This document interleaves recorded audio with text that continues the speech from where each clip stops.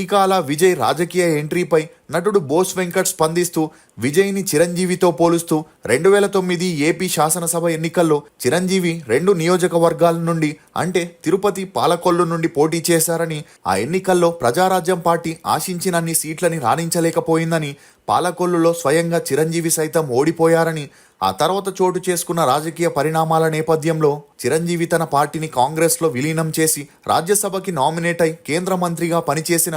ఆ తర్వాత రాజకీయం నుండి తప్పుకొని సినిమాల్లో బిజీ అయ్యారని, అప్పట్లో భారీ ప్రజాదరణ ఉన్న చిరంజీవి పార్టీకే తగినన్ని సీట్లు లభించలేదని, సినిమా రంగంలో ఎంత పాపులారిటీ ఉన్నప్పటికీ రాజకీయాల్లో ఆ పాపులారిటీతో విజయం సాధించలేరని, ఆ విషయం చిరంజీవిని చూసి తెలుసుకోవచ్చని, చిరంజీవికి ఉన్న క్రేజ్ ఓట్స్గా పడకపోవడం వల్లే తను ఓడిపోయారని, విజయ్ పరిస్థితి కూడా చిరంజీవిలాగే అవుతుందని, తన బహిరంగ సభకి వచ్చే జనాల్ని చూసి అవి ఓట్లుగా మారుతాయనుకుంటే అది పెద్ద తప్పవుతుందని చెప్పడంతో ఇతని వ్యాఖ్యలు ఇప్పుడు అన్ని చోట్ల వైరల్ అవుతున్నాయి.